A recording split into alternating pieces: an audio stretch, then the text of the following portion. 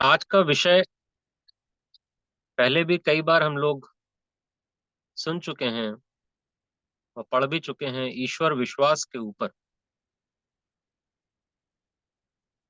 आज का विषय लिया गया है ईश्वर विश्वास या अंधविश्वास। विश्वास, विश्वास माने भरोसा। हम सभी प्रेमियों को यह प्रश्न अपने आप से करना चाहिए कि क्या हमें सच में ईश्वर सत्ता पर भरोसा है। इस एक प्रश्न पर गहरी गौर करके मनन किया जाए, तब ठीक ठीक पता चल जाएगा कि मेरा विश्वास ईश्वर पर ज्यादा है या संसार पर। हर किसी के सतमार्ग पर चलने की चाल कैसी है, वह ईश्वरीय विश्वासी व्यक्ति के बारे में ठीक ठीक निर्णय कर सकती है। संसार में सही कर्म करते हुए भी हमें कई बार शिकायत रहती है कि लोग हम पर विश्वास नहीं करते। कोई अपना व्यवसाय कर रहा है, कोई प्रोफेशन में है, कोई बिजनेस कर रहा है। एक आम बात है, लोगों से संपर्क होता ही है, आम संसारियों से। और ऐसा कई बार देखने में आता है कि लोग हम पर विश्वास नहीं करते। तब मन में एक प्रश्न उठता है कि लोग आखिर हम पर विश्वास क्यों नहीं करते। हमारा इस प्रश्न का जवाब कहीं ना कहीं अध्यात्म से भी मिल जाता है कि जो पूर्ण सत्ता ईश्वर है, जिसपे सही मायनों में विश्वास होना ही चाहिए। हम सब समता के मार्ग में चल रहे हैं कई सालों से। हमें अपने आप से प्रश्न करना चाहिए कि क्या हमें उस पूर्ण सत्ता पर पूरा पूरा भरोसा है, पूरा विश्वास है। क्या हमारे जीवन उसी के अनुसार चल रहा है। यदि नहीं, तो हमारी आम जनता से भी, लोगों से भी ये शिकायतें हमारी दूर होनी चाहिए कि हमें उन कि वो हम पर पूरा विश्वास क्यों नहीं करते। जब हमें पूर्ण सत्ता ईश्वर पर विश्वास नहीं है, तो भला एक आम संसारी आप पर कैसे विश्वास कर सकता है। तो हमारी ये शिकायत खत्म होनी चाहिए, क्योंकि जो पूर्ण सत्य ईश्वर स्वरूप है, उस पर आज भी पूरा पूरा भरोसा नहीं करते। हमें आज भी अपनी करनी, अपने लोग, प्रभावशाली व्यक्ति से संपर्क, इन्हीं चीजों पर ही विश्वास है। ऐसा क्यों है, इस विषय पर हमें सोचना चाहिए। जब कभी भी किसी कर्म को अपने आप कर लेने पर हमें सफलता मिलती है, तब हमारा अपने ऊपर विश्वास बढ़ जाता है कि देखो मैं कितना बुद्धिमान हूं। संसार में इसको सेल्फ कॉन्फिडेंस का नाम दिया हुआ है। और जब कभी असफलता मिलती है, तब उसका श्रेय हम ईश्वर को देने में नहीं चूकते। दुख व असफलता में यही सुनते पाएंगे कि हे ईश्वर, तूने क्या कर दिया। माने सफल होने पर व ईश्वर विश्वासी न होने पर जाने अनजाने में अहंकार रूपी विकार की वृद्धि कर लेता हूं। जबकि वाणी में आया है कि कारण कर्ता जान के मन की चिंता त्याग, मंगत देह पिंड जिस दिया तिसके चरनी लाग। भूल जाते हैं कि हर एक कर्म का कर्ता व हर्ता वह ईश्वर ही है। यह जीव तो हर वक्त सिर्फ स्वयं को कर्ता जानकर बेवजह अपना मान बढ़ा रहा है। ईश्वर विश्वास है संसार में या अंधविश्वास। मोह की अधिकता के कारण कभी कभी जाने अनजाने हम संसारियों पर अधिक विश्वास कर बैठते हैं व अपना सर्वस्व उन पर न्यौछावर कर बैठते हैं, जो कि एक समय आने पर हमको स्वयं ही गहरा दुख झेलना पड़ता है। इसको ही अंधविश्वास कहा जाता है। वैसे भी इस शब्द को देखें तो इसमें एक अंध शब्द का इस्तेमाल किया हुआ है। अंध माने अंधा, जिसे ठीक से दिखाई नहीं दे रहा। तो ये जाहिर है कि जब कभी भी ईश्वर को छोड़कर संसार में किसी पर भी विश्वास करोगे तो गलतियां होने के चांसेस ज्यादा हैं। ऐसे ही यदि प्रारब्धवश जीवन में किसी के बहुत दुख हो, बीमारी हो या गरीबी हो, तो मन में किसी के ये ख्याल आ सकता है कि ईश्वरीय पूजन ज्यादा करेंगे तब कष्ट हमारे दूर हो सकते हैं। परंतु जो कुछ भी जीवन में घटित होना है, अच्छा है तो बुरा है तो, वह सब कुछ प्रारब्धवश ही होना है। ईश्वरीय पूजन करें या ना करें, अपने अपने कर्मों का फल हमारे सामने आता ही रहता है। इसीलिए महाराज जी ने कहा, ऐसा बीज न बीजियो जो काटन में दुख दे। ईश्वर विश्वास कैसे हो? बहुत सारे नादान जीवों का यह मानना है कि ईश्वर नहीं है। बहुत से लोग कहते हैं कि संसार में ईश्वर है ही नहीं। अब यह सोचना चाहिए कि प्रकृति में जो कुछ हो रहा है वह मेरा शरीर के आंतरिक अंग, इंटरनल ऑर्गन्स को चलायमान रखने में क्या किसी मनुष्य का योगदान है? हृदय धड़क रहा है, श्वास आ रही है, जा रही है, ब्लड सर्कुलेशन बॉडी में चल रहा है। प्रकृति में पृथ्वी, जल, वायु, अग्नि, आकाश का बैलेंस बना हुआ है। इसको कौन मेंटेन कर रहा है?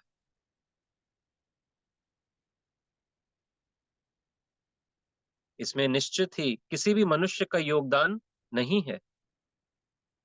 इन सब चीजों को एक आम संसारी कह देता है कि ये सब तो नेचुरल है, प्राकृतिक है। यह नहीं सोचता कि पत्ता पत्ता उस मालिक के हुक्म में हिल रहा है, वह मैं स्वयं भी उसके हुक्म के अंतर्गत ही हूं। जीवन पर्यंत मेरी शारीरिक, सामाजिक व गृहस्थ परिस्थितियां मेरे द्वारा ही किए हुए कर्मों के आधार पर प्रारब्धवश ईश्वर हुक्म में मेरे सामने आ रही हैं। इसलिए अध्यात्म के राही की बुद्धि में यह बात गहराई से बैठ जानी चाहिए कि सहनशीलता की कोई लिमिट नहीं होती। कभी कभी अध्यात्म मार्ग पर चलते हुए बहुत सारी बातें सहन करनी पड़ती हैं, तो मन में कभी कभी प्रश्न उठता है, आखिर कब तक मुझे सहन करना होगा?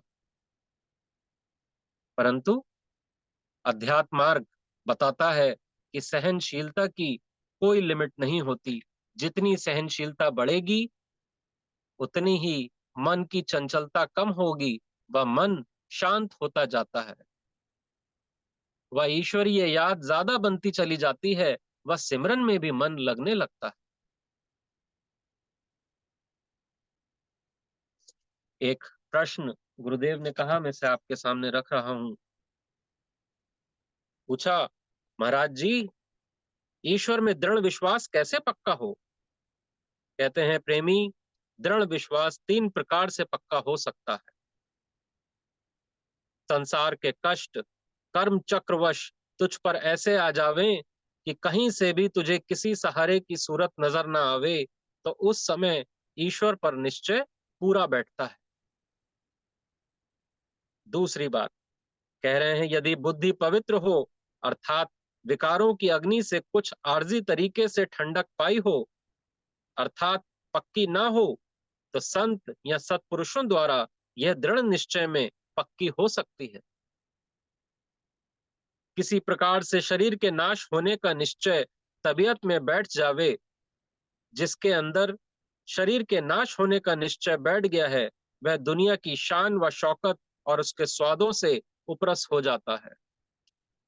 प्रेमी, तमाम श्रुति स्मृति, वेद शास्त्र, धर्म, मजहब, पंथ को पढ़ने और जानने का सार यह है कि बुद्धि अपने इस शरीर रूपी मकान की कैद से छुटकारा पाने की कोशिश करे। लाल जी, यह दुनिया के रोग कभी समाप्त नहीं होंगे और ना ही दुनिया के काम समाप्त होंगे। तुम्हें पहले अपना इलाज करना चाहिए। सारे संसार का कल्याण इसी में छुपा हुआ है। चाहे कैसी भी मुसीबत आवे या परेशानी आए, चाहे दुनिया का कुछ भी क्यों ना हो जावे, यानी कि दुनिया उलट पुलट ही क्यों ना हो जावे, तुम्हें चाहिए कि दुनियावी कामों के लिए अपना समय निश्चित करो। उस समय के अतिरिक्त कभी भी दुनियावी कर्मों में अपने आप को ना फंसाओ। बाहर एक पट्टा लगा दो कि अमुक समय तक मिल सकते हैं, अमुक समय से अमुक समय तक किसी अवस्था में भी नहीं मिल सकते। प्रेमी, तब कुछ कल्याण की सूरत बनेगी। महाराज जी हमें बता रहे हैं कि जीवन, अगर कुछ श्रद्धा महाराज जी पर रखी है तो उनके बताए हुए अनुसार अगर जीवन हम चलाएंगे तो धीरे धीरे वो जब पूर्ण आनंद की अवस्था है, वो धीरे धीरे हमारे लिए भी मार्ग खुलता चला जाएगा। बात आती है कि बहुत सारे लोग संसार में ईश्वर को नहीं मानते हैं या अपने अपने हिसाब से जीवन चलाते हैं।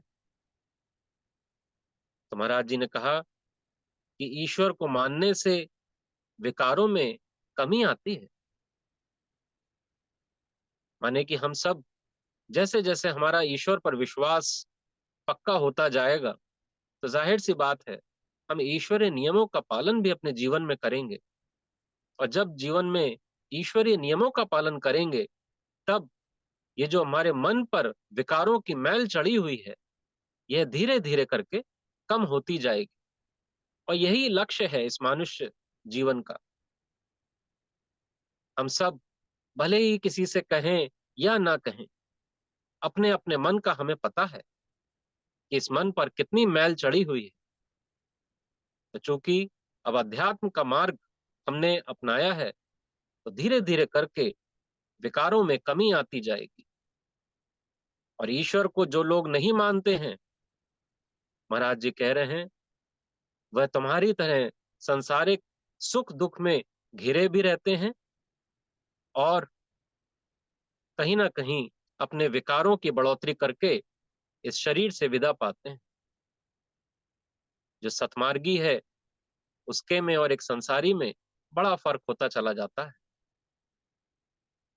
जो सतमार्गी है, सुख दुख उसको भी घेरते हैं, परंतु उसके पास अब गुरु का साथ है, गुरु की युक्ति है।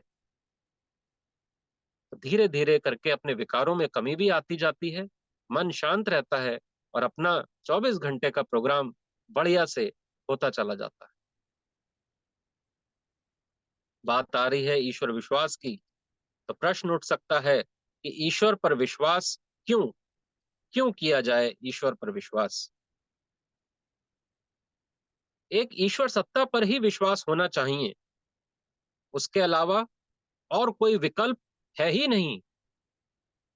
अपना भरोसा जिन जिन व्यक्ति वस्तुओं पर व स्वयं पर भी यदि बनाया हुआ है, तो यह जान लीजिए कि यह सब परिवर्तनशील है। संसार में जिन जिन चीजों पर भी हमने अपना भरोसा टिका के रखा हुआ है, गहराई से सोचें कि क्या वह हमेशा रहने वाले? वह सब नाशवान ही है। यह सब परिवर्तनशील है। जो चीज एक वक्त के बाद बदल जाए अथवा नाश हो जाए, उस पर पूर्ण भरोसा करना कहाँ तक ठीक है? इन सब, जो कि व्यक्ति, वस्तु या स्वयं का शरीर से मिलने वाले सुख, ये हमेशा से परिवर्तनशील ही हैं। इसलिए वाणी में आया कि जो सुख स्थिर ना रहे, वो तो दुख का रूप, ऐसे घने कलेश से कैसे पावे छूट। तो चलने की अपनी चाल को ठीक क्यों नहीं करता? अब जब सतमार्ग का आसरा लिया है, तो क्यों नहीं सारे भरोसों को छोड़कर सिर्फ एक ईश्वर पर भरोसा करना सीखें। क्योंकि काफी समय से हम आवागमन के चक्र में फंसे हुए हैं, व नए नए संस्कार बने हुए हैं, जिसके जेरे असर मन में विकारों का ढेर लगा हुआ है। नई से नई इच्छाएं मन में उठती रहती हैं, कुछ पूरी होती हैं, कुछ नहीं। परंतु इन सब के बावजूद हम अपने अनुभव से जानते हैं कि हमें चैन नहीं मिलता। इसलिए महाराज जी ने बताया है इन इच्छाओं के विषय में कि कामना रूपी अगन में जीव जले दिन रात, मंगत मार्ग धर्म में जीव शीतल हो जाता। प्रेमियों, जरूर पिछले कुछ नेक कर्मों का फल है जो बड़े भाग्य से यह सब बताने व समझाने वाले हम लोगों को मिल गए हैं। पूर्ण संतों व भक्तों का पूर्ण ईश्वर विश्वास था। इस विश्वास के चलते ही मीरा ने जहर का प्याला पी लिया था। सत गुरुदेव महात्मा मंगत राम जी ने तंदूर में पैर डाल दिया था। भक्त प्रहलाद गरम लौह स्तंभ से बंध गए थे। वानर सेना द्वारा समुद्र पर राम सेतु बना दिया। ये उन सभी का श्री राम पर विश्वास। दुष्ट दुशासन द्वारा चीरहरण करने पर माता द्रौपदी का श्री कृष्ण पर विश्वास। इस प्रकार के बहुत सारे उदाहरण हमारे सामने हैं। जो पूर्ण ईश्वर विश्वासी होते हैं, ईश्वर स्वयं उनकी हर पल मदद करते हैं।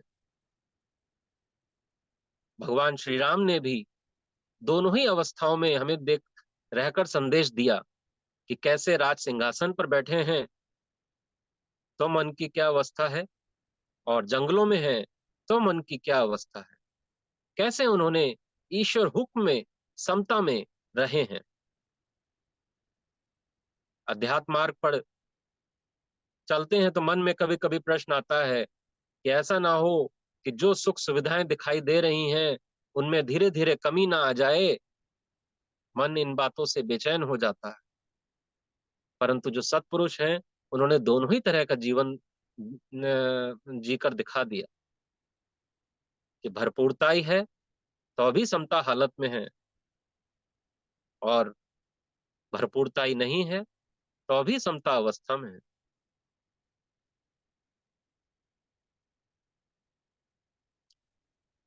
ईश्वर हर पल ईश्वर विश्वासी की मदद करते ही रहते हैं, परंतु पहले हमें पूर्ण श्रद्धा व विश्वास का परिचय देना होगा। यह ध्यान रखना होगा कि हे ईश्वर, कर्ता व हर्ता आप ही हो।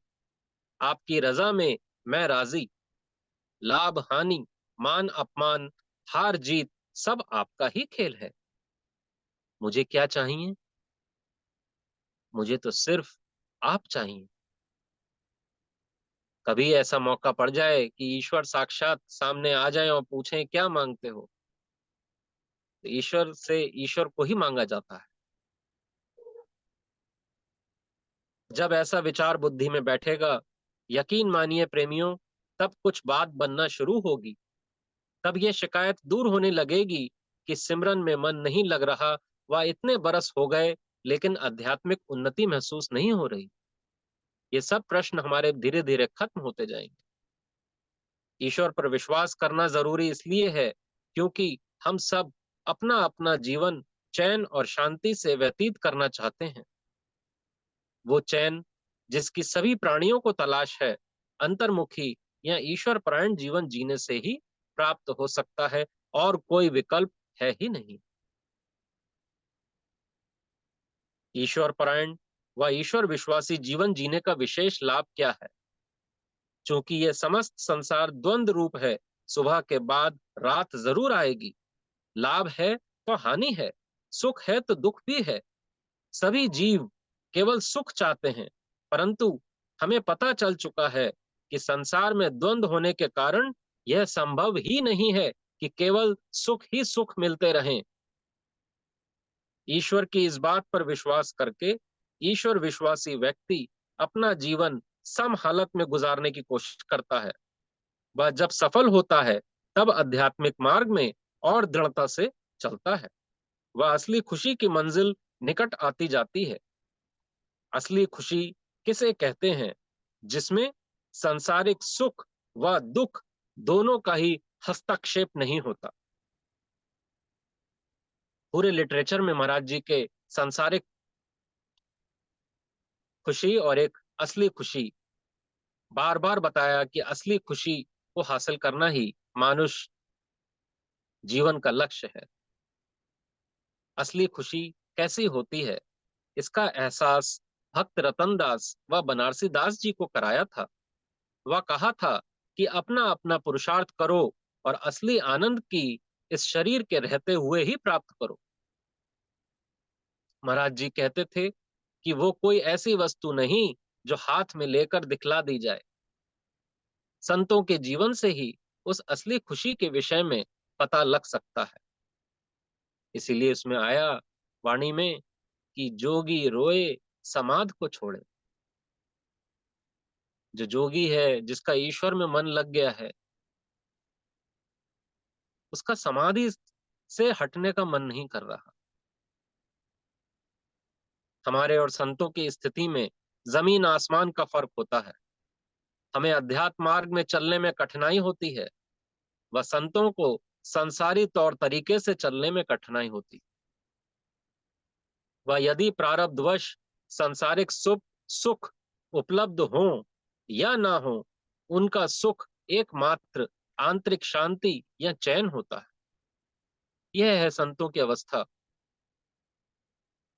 हमारी तरह किसी भी व्यक्ति वस्तु पर प्राप्ति पर सुख प्राप्ति हेतु निर्भरता नहीं होती, क्योंकि वे सब पूर्ण ईश्वर विश्वासी थे।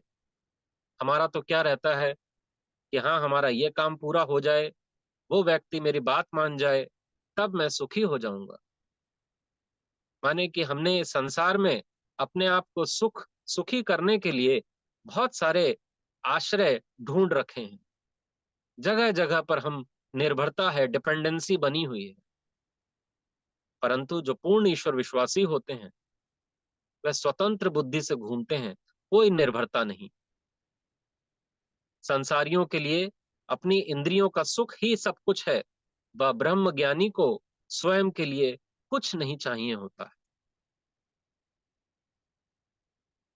ईश्वर विश्वास का यह अर्थ नहीं कि हम हाथ पे हाथ धरकर बैठ जाएं, व सोचें कि हर कार्य का कर्ता हर्ता जब ईश्वर ही है, तो मैं क्यों करूं। यदि हम अध्यात्म की इस बात पर भरोसा करते हैं कि कर्ता व हर्ता ईश्वर ही है, तब इस बात पर भी विश्वास होना चाहिए कि ईश्वर हमें कर्म करने का अधिकार दे रहे हैं। माने प्रारब्धवश परिस्थितियां तो आएंगी ही, तब ऐसा कैसे हो सकता है कि मैं कर्म करने से वंचित हो जाऊं।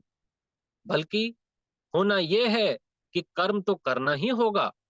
बस करना यह है कि फल को ईश्वर हुक्म में देखना होगा। कर्म करने से नहीं बच सकते। वह कर्म को किस प्रकार करना है कि कर्म को नीति युक्त व मर्यादा में रहते हुए करना होगा। जब फल को, माने कि होना या ना होना को ईश्वर हुक्म में देखेंगे, तब सही मायनों में हम ईश्वर विश्वासी कहलाएंगे। एक प्रेमी ने प्रश्न किया कि अगर हमें की गई गलती की सजा भुगतनी ही है, तो ईश्वर से हमें डरना चाहिए, हम उनसे प्रेम क्यों करें। जबकि हमें बताया है कि ईश्वर पूर्ण आनंद स्वरूप है, उससे प्रेम करना चाहिए। सिमरन में भी हमको कहा है कि प्रेम से सिमरन करना है। अब इसका उत्तर क्या है? महाराज जी कहते हैं, हम ईश्वरीय भक्ति करें या नहीं करें, किए हुए नेक या बद कर्म का फल जरूर मिलता है, जो कि हमारा प्रारब्ध कहलाता है। वह ईश्वरीय कानून के अंतर्गत आता है। ईश्वर सदा से पूर्ण आनंद स्वरूप ही है। संसार के सुख व दुख दोनों ही हालतों से छूटने की खातिर व जन्म मरण के दुख से छूटने की खातिर ईश्वर भक्ति भक्ति की जाती है, जिससे जैसे और संतों ने संसारी सुख दुख में सम रहकर दिखाया, क्योंकि उन्होंने आंतरिक ईश्वरीय प्रेम का स्वाद चख लिया था।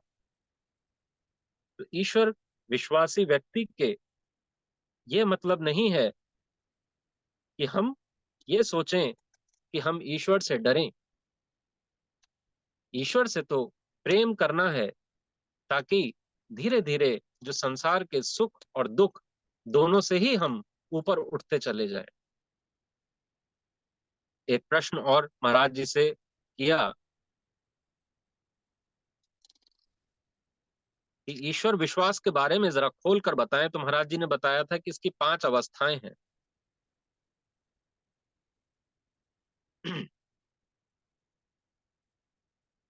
इसमें से पहली अवस्था ये थी कि हम सारे भोगों को इकट्ठा करने पर उन्हीं पर ही भरोसा करके अपना जीवन यापन करें। दूसरा, कि दूसरे विश्वास की अवस्था यह है कि भोगों की उचित प्राप्ति पर विश्वास किया जाता है। अर्थात भोगों की प्राप्ति तो मनुष्य चाहता ही है, परंतु उसकी बुद्धि जायज और नाजायज को समझती है और अनुचित छोड़कर उचित पर अपने आप को टिकाती है। तीसरी अवस्था कह रहे हैं कि भोगों को नाशवान समझकर उनसे घृणा करना। अब हम स्वयं सोचें कि क्या हमें भोगों से घृणा हुई है आज तक? हम हर बात में कहते हैं कि हम ईश्वर हुक्म में रह रहे हैं, लेकिन ये तीसरी अवस्था है कि जिसमें कहा है कि भोगों से घृणा है, तो आप शुरू की 2 अवस्थाओं से ऊपर हैं। चौथी अवस्था विश्वास की यह है कि एकमात्र परम सत्ता पर ही दृढ़ता रहती है। और पांचवी अवस्था विश्वास की यह है कि ऐसा व्यक्ति जो परमात्मा सत्ता पर ही दृढ़ आस्था रखता है, वह होनी ना होनी सब उसकी आज्ञा में देखता है, और देह धर्म करके जो कुछ भी सुख दुख उस पर आ पड़े, वह उसे सहन करता है।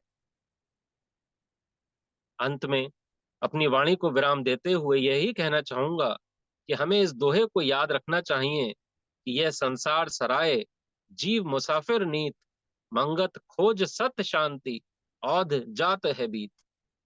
इस संसार में यह मानुष चोला देकर कुछ ही समय के लिए भेजा हुआ है। एक दिन चलना जरूर है, याद रखें, औरा का मरण देख अपना मरण भुलाए। यह देह सिर्फ और सिर्फ ईश्वर प्राप्ति के लिए ही मिली है। यही हम सबका एकमात्र लक्ष्य होना चाहिए। बाकी हमारा अपना जीवन व संसार प्रारब्धवश चल ही रहा है, वहां अनावश्यक मनमानी करने का प्रयत्न न करें। चेतावनी दी हुई है महाराज जी ने कि मनमानी अपनी करी, न गुरु सीख सुहाई, मंगत सखा न को भयो, जब सिर पर विपदा आई। माने उस ईश्वर व गुरु का भय होना भी लाजमी है। जब भय होगा तब ईश्वर से प्रेम होगा। रामायण में आया भी कि भय बिन प्रीत न होए। जब प्रेम होगा तब विश्वास पैदा होगा, और यह बात समझ आएगी कि कोई वस्तु नहीं संसार में जो देवे मन को धीर, मंगत नाम गोविंद का हरे सकल तकसीर।